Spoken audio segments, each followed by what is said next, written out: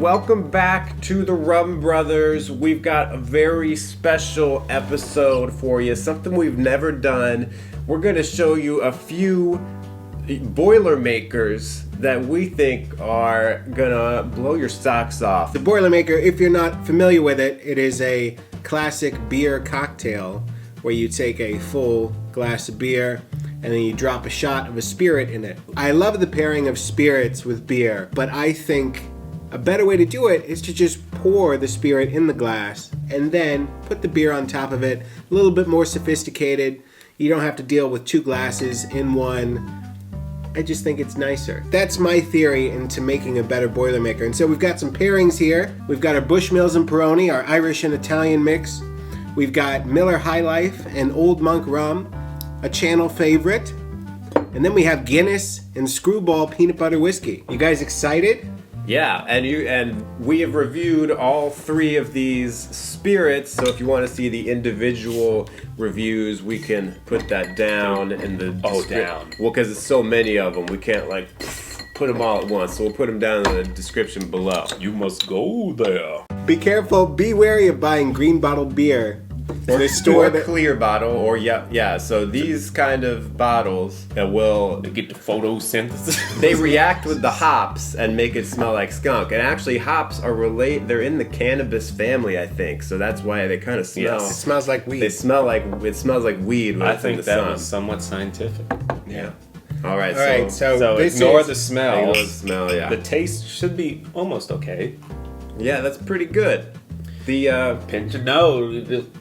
Yeah, what the skunk taste isn't really there. Yeah, the Bushmills gives like kind of a subtle addition to a beer that's very, light and drinkable. Gives it makes it a little bit more substantial feeling. I agree, yeah. This is one of my favorites is Irish whiskey in a light beer. I think it's a great addition. Gives you a little bit more of a buzz. And it's just fun to drink. I actually don't even taste the whiskey in there. I mean, I feel what you're putting down. I feel it. I feel it. No, I understand what you're saying. There's like a little bit more. It feels heavier. Right. Yeah. So while you pour the next one, what kind of circumstance would this be a good drink to have? This is like a good go-to after work. You go to a bar and you get a Boilermaker. I think it's a great. And you want to disguise how much you drink.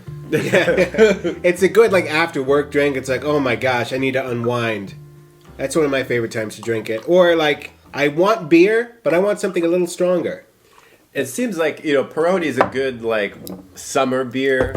And I think these two, like a summer night where it's a little cool, you need a little extra something. Hold on, I'm going to put a little bit more. Add some Bushmills into that. Yeah, I'm going to, just in case I didn't add enough spirits, I'm going to do Old Monk is our favorite on this channel, as it is for many of you viewers.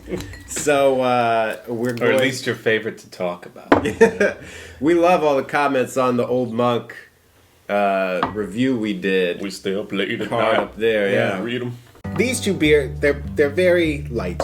Miller High Life, classic beer, classic American beer, very light. Old Monk, a great Indian rum. All right, let's try it out. I don't know if I like that. Yeah. It's interesting. Ooh. So one of the reasons I wanted to do rum for a Boilermaker is because the Boilermaker was one of the favorite cocktails of the famous actor Richard Burton. Famous alcoholic. Yeah, famous alcoholic.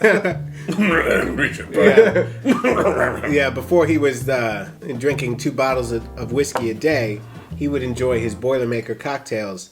And in the United States, in Hollywood, he would get them with rye whiskey. But when he went back to Wales, where he was from, they didn't have rye whiskey. So he would drink them with rum. There's an interview on YouTube. You can go search it out. Him with Dick Cavett. Him talking about going to Wales to a bar with his father, another alcoholic, and saying, hey, try this amazing drink. We're gonna put a shot of rum in this beer. And everybody loved it. That's a very Jamaican thing, too. Yeah. Richard Burton brought the Boilermaker to Wales. Dick Cavett has a lot of good interviews. Yeah, highly recommend Dick Cavett. See the guy makes the cheese?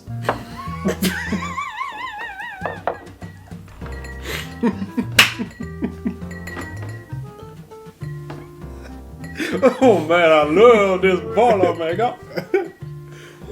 That's Cabot cheese. The Cabot cheese. I love that. I don't know if I'll finish this one. Yeah. This one, the first sip is not when you first gets in your mouth, doesn't taste so good. I think Old Monk might need something a little bit more. I don't know. I think it needs I feel it to go needs a sweet. bigger contrast. I Yeah. feel like a lager might be better here. Yeah. Yeah, this. Well, what's Miller High Life? What is that? It's the champagne of beers, whatever the heck that is. Anyway. When I say lager, I mean maybe like a Yingling would have been better. Yeah, that's true. So this Maybe not. misfire, but if any of you Old Monk fans out there have done a Boilermaker with Old Monk, let us know what you put it in. Yeah, I know a let us lot. know what beer. I know a lot of you said you put it in Coke, but like if you have ever put it in a beer, what was it? Or maybe like would this be good mixed with a cider? Like that's a possibility. Interesting. This is the one I'm most excited about. The Skrewball peanut butter whiskey with the nice dark foamy Guinness. Here we go. It smells like peanut butter. This is gonna be awesome, I hope. That is as advertised. That's good.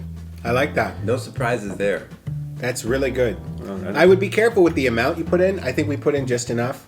For these like 3-ounce pours of beer, we did about half an ounce of a spirit. That's the equivalent to like 1 ounce for a 12-ounce beer. I'll be honest, I don't know if I could drink a pint of this or like 12 ounces of this. True. I think this amount, Yeah. like a short glass of this would be sufficient because the Skrewball is so heavy and syrupy. Right. And Guinness it's got a big taste. It's not overpowering. Well, I mean, this is Guinness Draught, right? Yes. Yeah, so Guinness Draught is like one of the original session beers, low alcohol kind of beer that the Irish people don't feel too bad about drinking at 3 p.m. But I've been there, I saw it. This would be a neat thing if you poured it in this small amount. They say the perfect pairing for Guinness is carrot cake. Interesting. That's what the people at Guinness say. Oh yeah, I So- can see that. So this would be an interesting dessert accompanier. You might not look like the most sophisticated person serving this with dessert, but I think the result will have your guest feeling happy. Yeah, this is a nice blend. This is my favorite of the three, I think. Yeah. I feel like the Bushmills and the Peroni didn't get a fair shot. Yeah, I think of the three, this is my favorite just because these two work together really well. I mean, yeah, this was skunked, but I could tell that these two normally would be good together. Or even, something similar like a Heineken, some kind of light beer like that. This one, not so much. This one is good, but heavy. Yeah, another great Italian beer. My favorite Italian beer is Moretti. I recommend trying this with Moretti if you can find it. It's not as widely available as Peroni. And less likely to be skunked because it's in a brown bottle. Let us know in the comments any cool combinations of beer and spirits that you've done. Maybe we'll do another video if you all like this one. Yeah, and if you like the beer edition, maybe we'll dabble in some beers. All right, well, thanks for joining us this time. We'll be back again with another video soon enough. Join us, Soon won't enough. you?